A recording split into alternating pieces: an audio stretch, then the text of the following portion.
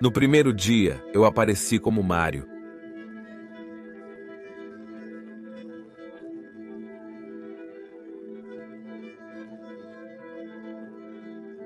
Como eles se mantinham aquecidos? O que eles comiam? Como eles se divertiam em uma época antes dos luxos modernos como vidros duplos, God of War Ragnarok e Netflix? O início da pequena era do gelo entre 1300 até cerca de 1870 significou que os longos invernos escuros da Alta Idade Média eram mais frios e perigosos.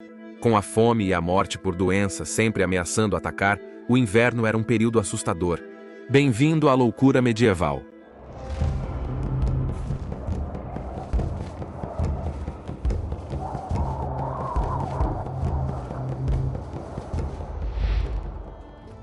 Casas.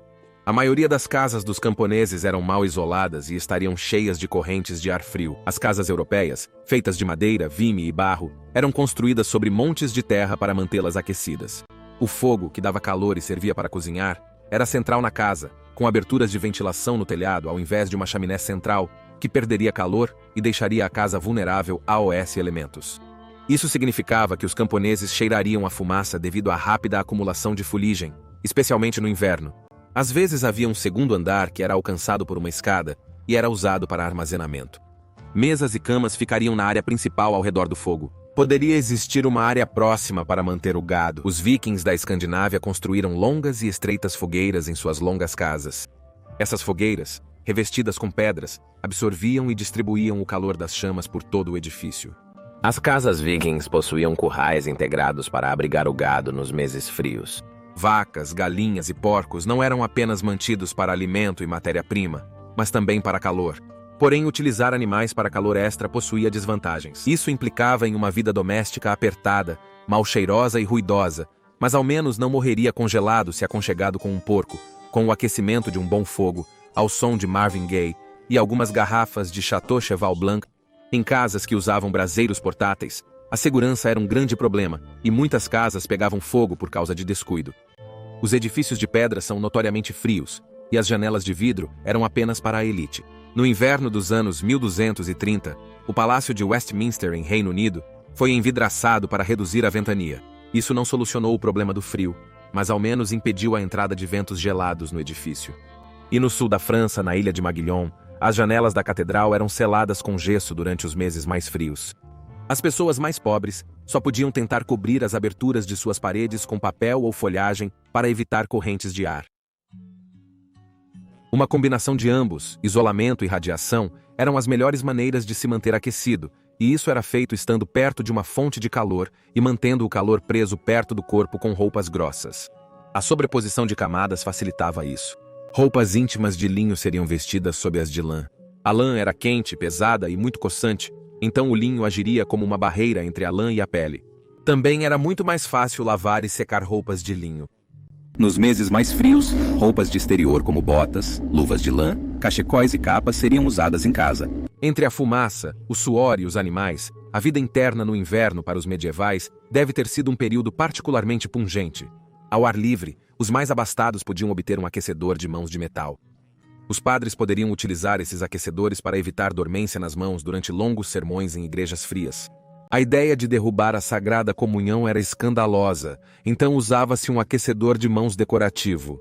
Feita de metal, a bola perfurada e articulada era preenchida com carvão quente, possibilitando o aquecimento das mãos sem queimá-las. Tijolos e pedras eram aquecidos no fogo, envoltos em tecido e usados como bolsas de água quente medievais na cama. Aqueles com riqueza suficiente forravam suas roupas de inverno com pele, e até camponeses usavam peles de coelho e cordeiro para o mesmo fim. Não tão glamouroso quanto a arminho, mas também eficaz contra o frio. Claro, precisaria da sua permissão para caçar qualquer jogo. As leis suntuárias de 1363 proibiram todas as pessoas, exceto esposas e filhas de camponeses e artesãos proprietários de terras, de usar peles de raposa, cordeiro, coelho ou gato. Não foram apenas aqueles no norte que sofreram com o frio. Em alguns casos, o clima na Europa continental pode ser extremamente brutal.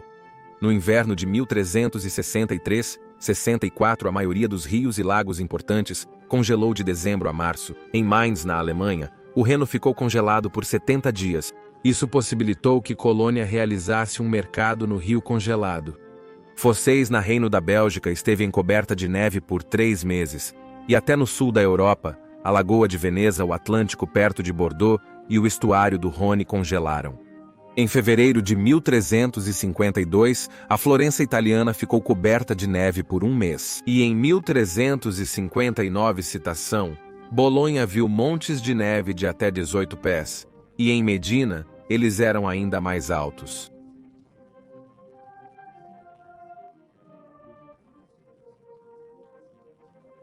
O inverno de 1389 teve nevascas intensas em Lausea, sul da França. Uma crônica da cidade de Montpellier registrou, citação, esse tipo de clima era normal nos países escandinavos e não teria atrapalhado as viagens e a comunicação como fez mais ao sul.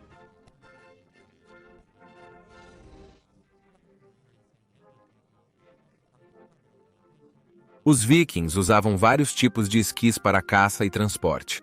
Na Europa, os camponeses, mais propensos a ter botas e trenós puxados por cavalos, tinham dificuldades para viagens longas em mau tempo. Áreas montanhosas e isoladas, como Lausea, teriam dificuldades para sobreviver a invernos mais duros. Nas comunidades agrícolas, o trabalho era interminável e sempre havia algo que precisava ser feito. Era preciso bastante preparo e esforço para sobreviver ao inverno medieval. A coleta de lenha poderia começar tão cedo quanto na primavera e durante o verão, quando seria coletada, empacotada e armazenada. Era necessário preservar alimentos colhidos no outono para durarem o inverno. Picles, defumação, secagem e salga eram usados para manter a carne e outros produtos frescos por mais tempo. Grãos, cereais e leguminosas eram secos e guardados em potes de cerâmica ou barro para uso posterior em ensopados e sopas. Pães e biscoitos podem ter grãos moídos adicionados. Frutas frescas e bagas eram difíceis de achar no inverno, então eram preservadas por secagem ou em conserva no verão. Cabras, vacas e galinhas forneceriam leite fresco e ovos, sendo os produtos lácteos uma parte essencial da dieta. O leite pode se transformar em manteiga, queijo ou iogurte. Na Escandinávia, um queijo de leite azedo chamado Sky era muito consumido. O soro, subproduto da coalhada e coagem do leite para fazer queijo, é ideal para uso em conservas. Um amplo barril pode conter até 30 litros de soro ou um lado de carne de boi. Carnes de cordeiro, bovina, presunto e peixes salgados, defumados e secos têm alta durabilidade. A maioria das pessoas morava perto de uma fonte de água fresca, seja um poço, riacho ou rio, então a coleta não deveria ter sido um problema. Em situações de clima extremo, pessoas presas em casa podem derreter e usar a neve. Claro, ninguém pode colher as safras se não houver nada para colher. Acreditava-se que as fomes na Europa ocorriam aproximadamente a cada 20 anos. A Grande Fome de 1317 foi a pior. Chuvas fortes na primavera de 1315 provocaram falhas nas colheitas, marcando o início da futura miséria. A produção agrícola caiu até 1/3. Parecia que as chuvas nunca terminariam, e os animais morreram devido à fome e à doença. A catástrofe causou altos níveis de comportamento criminoso que incluíam infanticídio e canibalismo. A Europa só se recuperou totalmente em 1322. A fome afetou até 30 milhões de pessoas, eliminando entre 1,5 milhão a 3 milhões. Embora a peste negra no meio do século XIV fosse ser mais mortal, a Grande Fome foi o pior desastre natural da Alta Idade Média.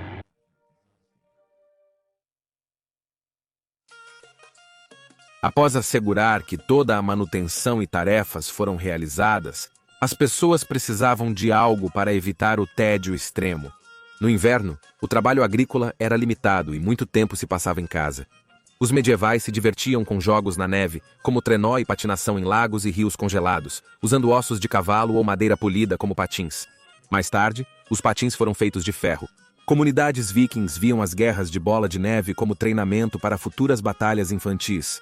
O Livro das Horas de 1460 da Duquesa de Borgonha apresenta uma ilustração de uma guerra de bolas de neve com crianças e adultos, evidenciada também em outros afrescos e manuscritos. O tempo dentro de casa era gasto fiando lã, contando histórias ou jogando jogos. Xadrez, gamão e jogos de dados eram populares. Vikings costumavam jogar jogos de tabuleiro estratégicos. A nobreza unia esporte e obtenção de alimento nas caçadas de javalis no inverno. Um dos textos mais lidos na Alta Idade Média era o Secretum Secretorum. O tratado abrange muitos tópicos, desde ética até astrologia e medicina até justiça. Alega que a fleuma era o humor predominante no inverno, cujos efeitos negativos poderiam ser evitados com mudança de dieta. Carnes quentes como pombo, carneiro e vinhos tintos finos são recomendados, enquanto a sangria, a fornicação e os laxantes devem ser evitados, assim como qualquer tipo de excesso. Comer em excesso é mais adequado nos meses frios, pois o calor corporal é direcionado para dentro, melhorando a digestão. Bom saber para a temporada natalina. Para quem vive no sul da Europa acostumado com calor e verões quentes, um severo inverno medieval seria um grande choque. Os do norte, mais experientes e equipados para enfrentar gelo e neve com suas peles e esquis. Os perigos eram a fome devido à diminuição dos estoques de alimentos e o fácil espalhamento de doenças com temperaturas mais baixas, pois as pessoas se aglomeravam em casa. As provisões mantinham as pessoas aquecidas e alimentadas no auge do inverno medieval, mas a morte sempre esteve próxima. Obrigado por assistir à Loucura Medieval, espero que esteja aquecido nesse inverno. Nos vemos na próxima sexta para um novo episódio.